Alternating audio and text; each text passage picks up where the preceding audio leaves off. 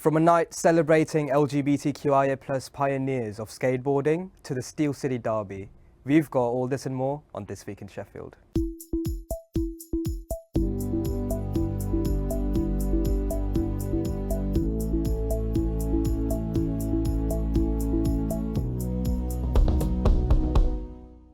Welcome back to This Week in Sheffield. I'm Orko, joined by my co-host... I totally forgot. Your favourite co-host Thea couldn't make it today and we're so sorry for the disappointment. However, rest assured she will be back for the next episode better and stronger. Now, without further ado, here are your today's top stories. The House Skate Park in Sheffield hosted a night honouring LGBTQ+ skateboarders over the years. Students are preparing to vote in their new student union offices, with campaigning taking place across campus. Derby Day came back to Bromall Lane as Sheffield Wednesday and United faced off in the championship. Also coming up, we have the rest of this week's sports and weather updates.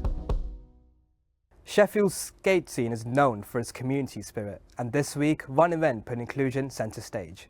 New Wave took over the House Skate Park in Neepsend for a night celebrating the LGBTQIA+ pioneers who've shaped skateboarding history. Reporters Tom Clough, Holden Carr and Olivia Spencer went down to see how New Wave is creating safer spaces for marginalised gender and queer skaters. Queer faces are not uncommon throughout skateboarding history. The likes of Brian Anderson and Cher Strawberry put inclusivity at the very forefront of what skateboarding is. In turn, this creates a safe space for the LGBTQIA+ community to be a part of. Why do you think nights like this are so important? I think it's a really good chance for a bunch of people who have never interacted with certain communities that have queer culture to finally get into it. It's often quite daunting, especially when there aren't many queer people in the scene, for you to approach an activity like this. And I think opportunities like this make it really easy for people to enter it. So my name is Fern and I coach here at New Wave. So New Wave runs sessions for marginalised genders and queer community in skateboarding. We provide a bit of a welcoming atmosphere, usually more quieter than your average skate park, so that people who see themselves as being part of the queer community or a marginalised gender can come and skate. So our goal basically is just to make skateboarding more accessible and more inclusive for everyone.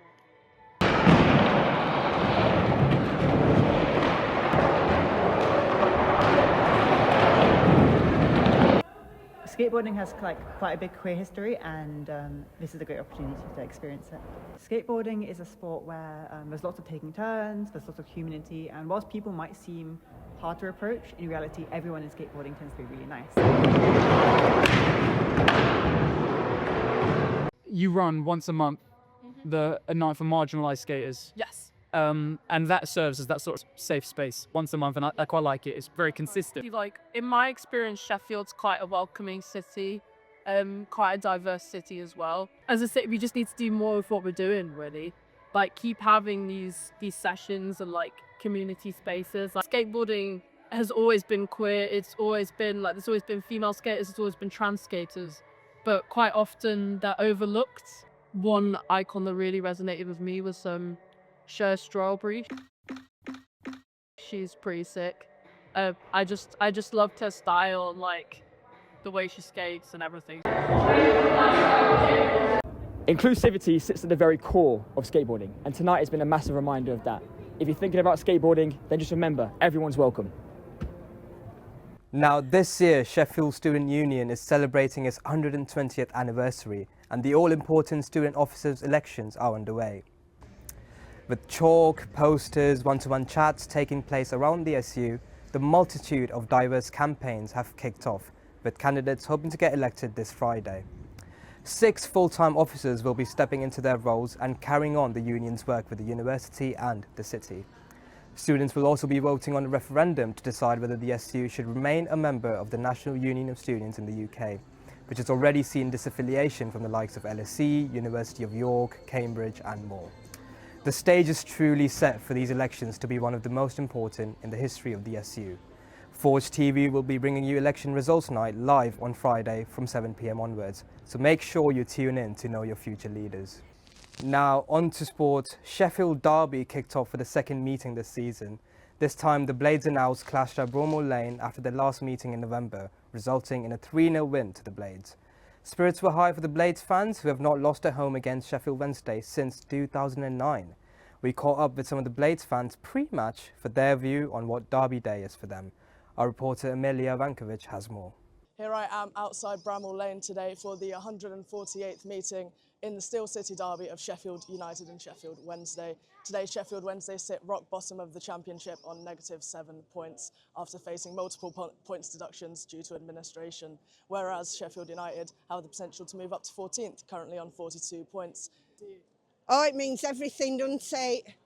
Sheffield United, my dad was Sheffield Wednesday and my granddad was Sheffield United, so you can imagine what it was like. They're going to go down and we'll have sent them down. We know they're going to go down anyway, so, but it'll be a brilliant if we can put that nail in that coffin. 3-0. 3-0. Yeah! Come on, you Blades! Came to Bramall Lane when I was 2 years old. Yeah. First present I ever received was a red and white teddy off my dad. Massive United fan. They've faced all that hardship, and I think it's bad at EFL to, deduct them so many points. I'm hoping for a decent win. We were talking about it on the way in, and I'd love a 4-0. So I was there for the Boxing Day massacre. All right. I'm hoping that we can repeat it and put it all to bed. Usually the match is about bragging rights across the city. However, if Sheffield Wednesday manage to pull away a win today, which they haven't been able to do in about 15 years, many fans might say that it's just kicking a dead cat and just delaying the inevitable. No team in the Championship have been relegated in February before, so Sheffield Wednesday probably don't want that to be a record that they have associated with their name. But at the same time, a lot of fans would say that it is unfortunately inevitable due to the struggles that have happened this season. Last match against Millwall was the first goal that the Owls have scored in the past 11 games.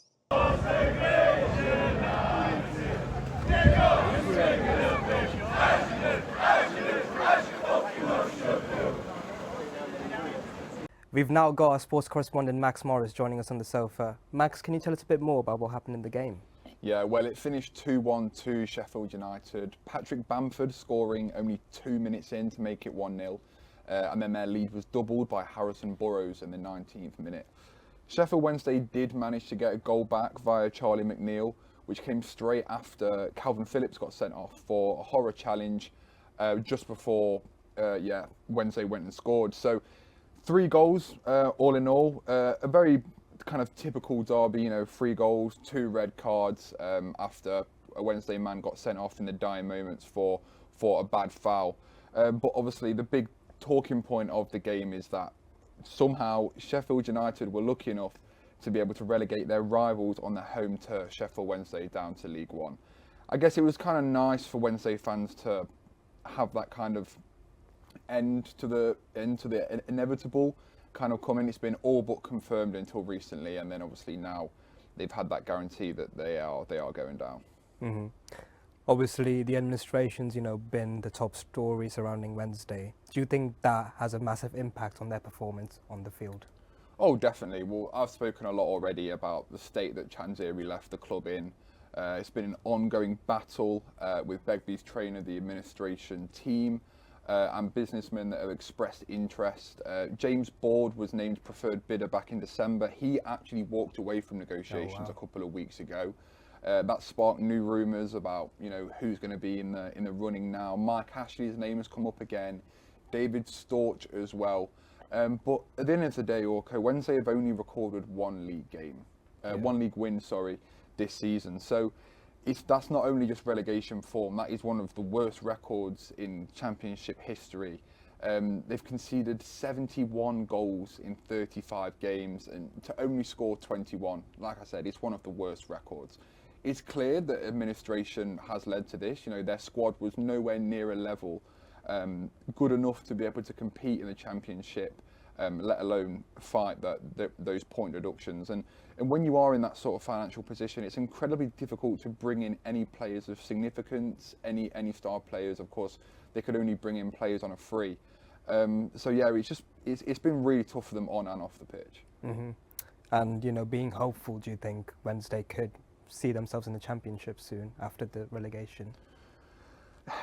Look, I could speak a lot about it. Many teams, when they, teams as big as Sheffield Wednesday, when they do face that relegation, they kind of are expected to come back up and rebound straight away. And we've seen with teams like Luton and Sunderland that come down from the Premier League, it's really not that easy. You know, with the way that the pyramid works, every time you go down, it's a big challenge to try and fight back up. So it's really not that straightforward. But looking at it from a positive point of view, if they invest well, they bring in the right players, they get this financial ownership issue sorted, then there's no reason that they can't be pushing in the top half for the playoffs and the automatics next season in League One to come back into the Championship.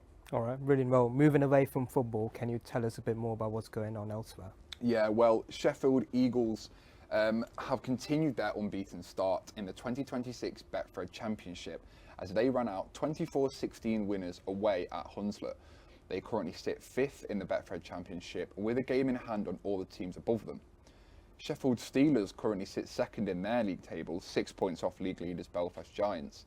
And Sheffield Hatters have qualified for the SLB Cup final as they beat Essex Rebels to secure their next opportunity for silverware. They also currently sit top of the SLB league table after cruising past Caledonia Gladiators on Saturday night.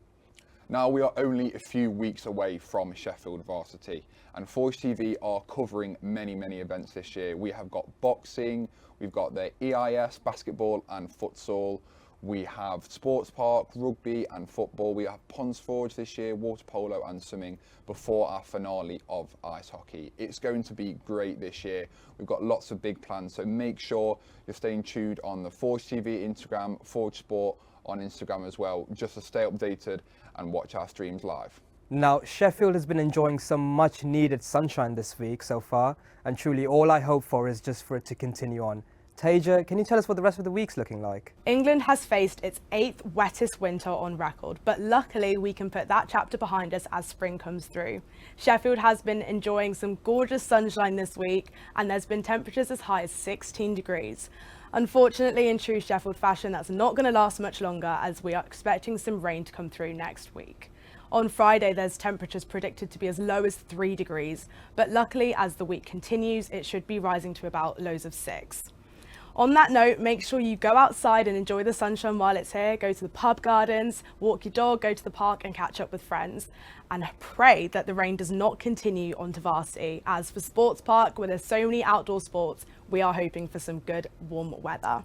That's all from me. Enjoy the sunshine and I'll see you next time. Thanks for that, Tay. Now, unfortunately, that's all we have for you in this episode. We'll be back next time, along with Thea, with more of Sheffield's top stories. In the meantime, make sure to follow our socials to keep up to date with what's going on in your city. Bye for now.